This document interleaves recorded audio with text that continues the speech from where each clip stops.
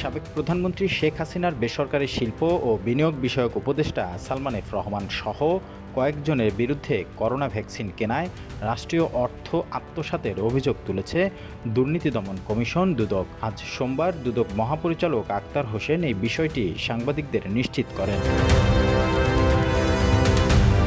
দুদক মহাপরিচালক জানান, ভারতের সেরাম ইনস্টিটিউট থেকে অক্সফোর্ড অ্যাস্ট্রাজেনেকার ৩ কোটি টিকা কেনার জন্য বেক্সিমকো ফার্মাকে সরবরাহকারী হিসাবে অন্তর্ভুক্ত করা হয়। অভিযোগ উঠেছে, যৌক্তিক কারণ না দেখিয়ে টিকা আমদানিতে তৃতীয় পক্ষ হিসাবে বেক্সিমকোকে অন্তর্ভুক্ত করায় অন্যান্য দেশের চেয়ে বেশি মূল্যে বাংলাদেশকে সেরামের টিকা কিনতে হয়। অভিযোগপত্রে আরও বলা হয়, সেরাম ইনস্টিটিউট থেকে সরকার সরাসরি টিকা আনতে পারলে প্রতি ডোজে যে টাকা বেঁচে যেত তা দিয়ে আরও ৬৮ লাখ টিকা বেশি কেনা যেত, যা না হয়ে তৃতীয় পক্ষ হিসাবে বেক্সিমকো ফার্মাসিউটিক্যালস প্রতি ডোজ টিকা থেকে অন্য সব খরচ মিটিয়ে ৭৭ টাকা করে লাভ করেছে।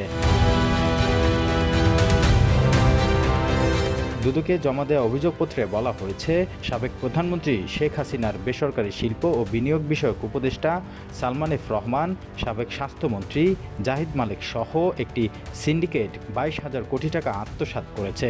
এছাড়াও অভিযোগে বলা হয়, সিন্ডিকেটের শক্তির বলয়ে আটকে যায় বঙ্গভ্যাক্স হিসেবে পরিচিত গ্লোব বায়োটেক দ্বারা প্রস্তুতকৃত একটি কোভিড-১৯ টিকা, যা বাংলাদেশের ভ্যাকসিন উৎপাদনে বিরাট ভূমিকা রাখতে পারত। দুদক মহাপরিচালক আক্তার হোসেন বলছেন, কিভাবে এসব টাকা আত্মসাৎ হয়েছে তা এখনই বিস্তারিত বলা সম্ভব নয়। আমরা অনুসন্ধান শেষে সব তথ্যই প্রকাশ করব।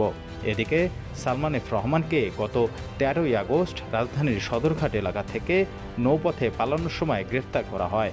বর্তমানে তিনি কারাগারে আটক রয়েছেন।